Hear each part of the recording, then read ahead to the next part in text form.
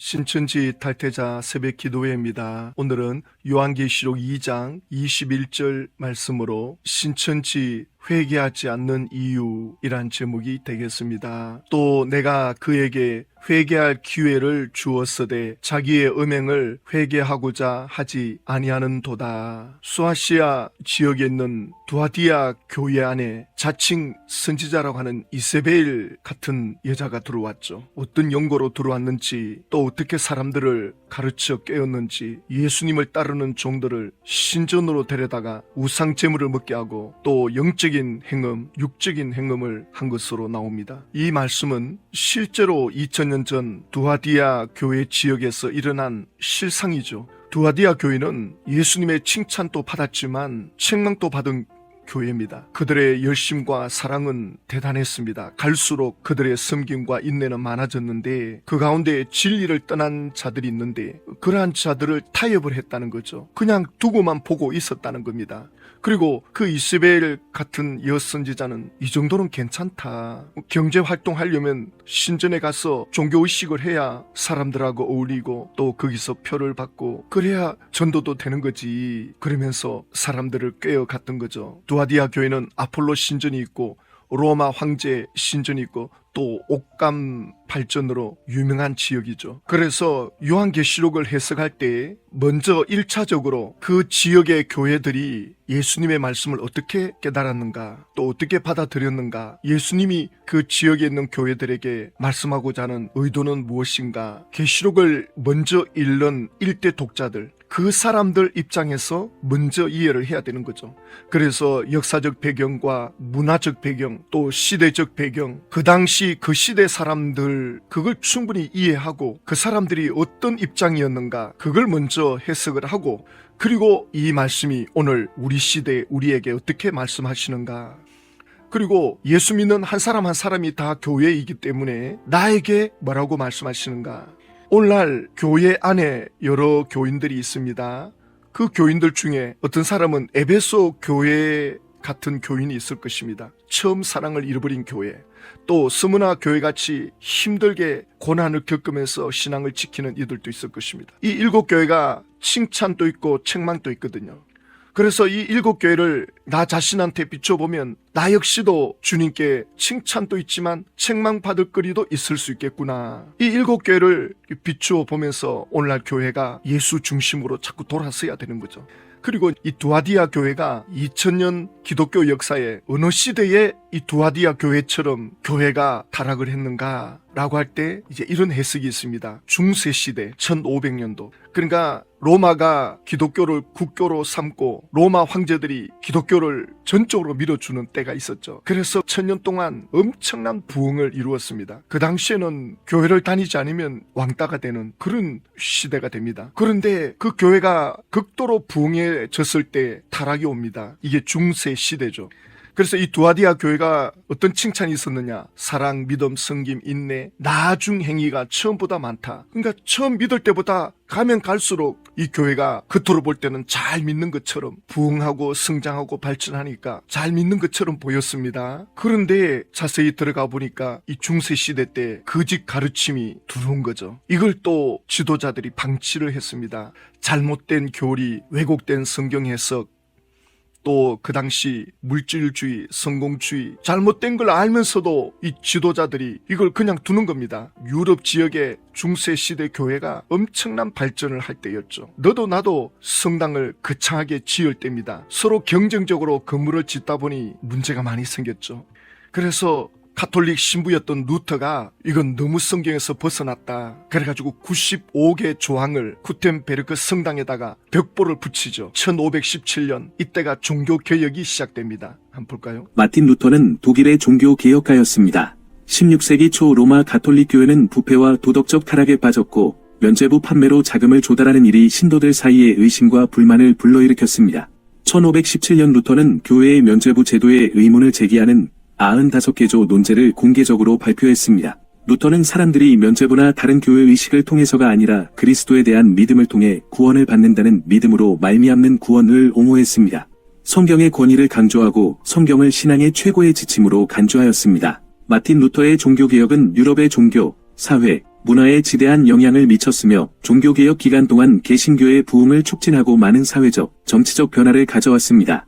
그의 사상은 기독교 세계에 영향을 미쳤을 뿐만 아니라 이후의 종교 자유와 종교 종파의 다원화 토대를 마련했습니다. 가톨릭은 마르틴 루터를 죽이려고 합니다. 그래서 마르틴 루터가 벽보에다가 그걸 붙이고 난 뒤에는 도망 다니는 신세가 됩니다. 그런데 인쇄술이 그때 마침 발달이 됐거든요. 이것이 퍼져나가면서 성경을 연구하는 학자들한테서 다시 또 종교개혁이 일어나게 되죠. 다른 교단, 다른 가톨릭을 탓하기 전에 내 교회는 이 7교회에 비춰봤을 때 벗어나지 않았는가, 또 나는 이 7교회에 어긋나지 않았는가, 여기에 더 집중을 할 필요가 있죠. 역사 흐름은 알아야 되겠지만 결국 적용은 내 자신한테 해야 됩니다. 자, 그런데 지금 계시록 2장 21절 또 내가 그에게 회개할 기회를 주었으되 자기의 음행을 회개하고자 하지 아니하는도다. 이 버가목 교회에 회개할 기회를 주는데도 회개를 하지 않는다. 자, 그런데 이걸 신천지는 어떻게 해석을 하느냐? 신천지 총회장의 가르침을 받은 강사들이 이렇게 하죠. 계시록 2장의 여자 이세벨은 이세벨처럼 행하는 마귀 소속의 거짓 목자입니다. 그러면 이세벨처럼 행하는 거짓 목자가 누구냐? 장막 성전에 들어온 니골라당 오평호 목사, 그가 이세벨이라는 겁니다. 성경을 자신한테 적용해야 되는데 신천지는 성경을 적용하는 거 보면 나쁜 것은 전부 개신교고 좋은 건 전부 신천지 총회장이고 흑백 논리 가루듯이 이렇게 나누어요. 이렇게 되면 어떤 문제가 있냐면, 죄송하지만 신천지 안에 계신 분들은 영적 성장이 없습니다. 성경을 이런 식으로 적용한다면 모든 성경을 흑백 논리로 잘못된 건 전부 개신교고 잘하는 건 전부 총회장이고 우리는 총회장에게 속해져 있으니 그 어떤 단체보다도 우리는 탁월하다. 굉장히 교만해집니다. 굉장히 위험한 해석을 하고 있어요. 그러면서 요한복음 16장 25절 말씀을 끌어오거든요. 예수님께서는 이 비밀에 대해 때가 되면 밝히 일러주신다고 했다. 요한복음 16장 25절 말씀은 예수님이 제자들에게 이제 내가 떠나면 성령님이 오실 거다. 내가 지금 너희들에게 쉽게 이 영적인 것에 대해서 비유로 말하고 있는데 성령님이 오시면 그렇게 비유로 설명하지 않아도 너희들은 깨닫게 될 것이다. 그때가 되면 너희들은 밝히 알게 될 것이다. 요한복음 14장, 15장, 16장은 성령님에 대한 말씀이시거든요. 예수님이 마지막 만찬에서 제자들과 함께 말씀을 나누는 장면인데 이걸 신천지 총회장에게 끼워 맞춥니다. 예수님이 제자들에게 말씀한 내용을 왜 총회장에게 끼워 맞추느냐는 거죠. 자, 보세요. 그 다음 구절에 이렇게 말씀합니다. 그러나 내가 너희에게 실상을 말하노니 내가 떠나가는 것이 너희에게 유익이라. 내가 떠나가지 아니하면 보혜사가 너희에게로 오지 아니할 것이요 가면 내가 그를 너희에게로 보내리니. 내가 떠나면 보혜사가 올 것이다. 이 말씀을 신천지는 총회장을 약속하고 예수님이 떠났다는 겁니다. 이 보혜사를 신천지 총회장하고 연결시킵니다. 성경을 이런 식으로 해석하면 안 됩니다. 이건 지금 예수님이 제자들은 지금 성령에 대한 인식이 거의 전무합니다. 제자들은 성령님이 오신다. 내가 떠나면 보혜사가 너희들에게 온다. 나와 똑같은 스승이 너희들 속에 들어와서 가르쳐준다. 제자들은 이게 무슨 말인지 도통 알아듣지를 못합니다. 보세요. 예수님이 그 다음에 하시는 말씀이 그가 와서 죄에 대하여 의에 대하여 심판에 대하여 세상을 책망하시리라. 아니, 예수님이 떠나고 나면 보혜사가 오신다는데 그가 와서 죄에 대하여, 제자들은 이걸 못 알아들었습니다. 그래서 너희들이 지금 못 알아듣지만 그때 되면 너희들은 밝히 알게 될 것이다. 나중에 제자들이 오순절 다락방에서 성령을 받고 난 뒤에 그때서야 이 말씀이 무슨 뜻인지 확연하게 알게 되었죠. 이걸 해석해 줘야 되는데 신천지는 그가 와서 죄에 대하여 심판에 대하여 의에 대하여 책망한다. 이걸 총회장에다가 껴 맞춰가지고는 총회장이 이 시대에 죄를 심판하고 세상을 책망한다. 신천지 총회장 자신이나 제대로 판단하라 하십시오. 본인도 지금 심판을 받아야 될 처지가 됐는데, 본인이 책망을 받아야 될 처지인데 누가 누구를 책망하고 누가 누구를 심판한단 말입니까? 왜 성경을 이런 식으로 해석을 합니까? 신천지 강사들이 이런 식으로 하면 굉장히 교만해집니다. 우리 총회장만이 심판권을 갖고 있다. 우리는 총회장 안에 들어와 있다. 개신교는 심판의 대상이다. 개신교는 책망의 대상이다. 바벨론 나라다. 마귀 소속이다. 니골라당 소속이다. 이렇게 갈라놓고 판단하고 있으니 얼마나 교만해지겠습니까? 신천지뿐만 아니라 오늘날 우리 개신 교인들도 성경 해석할 때 자신한테 적용을 해야 되는데, 이 말씀은 저분이 들어야 되는데, 목사가 설교하면 이 설교는 저 사람이 들어야 되는데, 그러면 안 된다는 거죠. 누가 들어야 된다, 그것보다 항상 나에게 적용을 해야 되는 거죠. 신천지는 이게 없습니다. 나쁜 건 전부 개신교고 좋은 건 전부 총회장이고, 그리고 신천지는 총회장 편에 서 있으니 육체 영생한다. 이건 성경을 엉망으로 해석하는 겁니다. 요한복음 16장 13절에 그러나 진리의 성령이 오시면 그가 너희를 모든 진리 가운데로 인도하시리니 그가 스스로 말하지 않고 오직 들은 것을 말하며 장래 일을 너희에게 알리시리라. 예수님이 제자들에게 성령님을 약속하는 건데, 예수님을 믿고 따르는 이들에게 주어지는 성령, 이걸 말씀하는 건데, 이걸 총회장이 가로채고 있으니 신도들에게 돌아가야 할 이 성령의 역사를 총회장 혼자 독차지하니 신자들은 전혀 영적이지 못하게 되는 거죠. 그래가지고 이 강사가 개신교 목사들 보고 이 계시록 해석을 자의적인 해석이다, 새빨간 거짓말이다, 선악가다 이렇게 말하거든요. 왜냐하면 이 이세벨 여자가 어떻게 두아디아 교회 안에 들어왔나, 어떤 목사가 아마도 교회 주의 종 사무하고 좀 친하게 지내지 않았을까? 이 목사님도 좀 이런 추론을 굳이 할 필요가 있나? 그냥 무슨 연고로 들어왔겠다, 이런 거 될 텐데 추론을 해가지고는, 그러니까 이제 신천지 강사는 보기나 했나? 실체를 보았나? 목사님의 그 주장은 성경에 근거 없는 자의적 해석이며 예언이 성취된 비밀의 실체를 모르는 데서 기한한 새빨간 거짓말입니다. 이는 계시록을 가감한 것이며 사람의 영혼을 죽이는 선악가입니다. 이렇게 강사가 강의하거든요.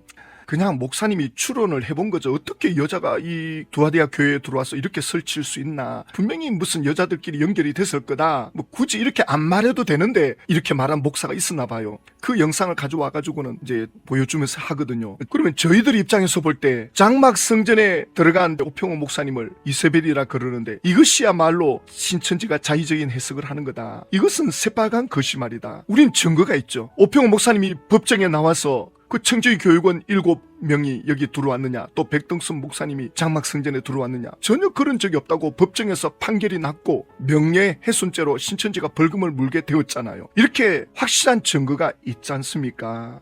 청지기 교육원 소속의 목사들을 향해서 너희가 멸망자다, 땅의 짐승이다라고 외치면서 싸운 적이 있다는데 혹시 그런 적이 없습니까? 이만이라는 사람 제가 지금 이 순간까지도 본 적이 없고 만난 적도 없습니다. 평생에 이만희 총회장을 본 적도 없고 만난 적도 없다. 이만희 씨가 3, 4일에 걸쳐서 장막성전에 와서 너희는 멸망자고 짐승이다라고 외치는 일은 전혀 없었다는 거고요. 없었습니다. 그러면 신천지 총회장이 거짓말하고 있는 거죠.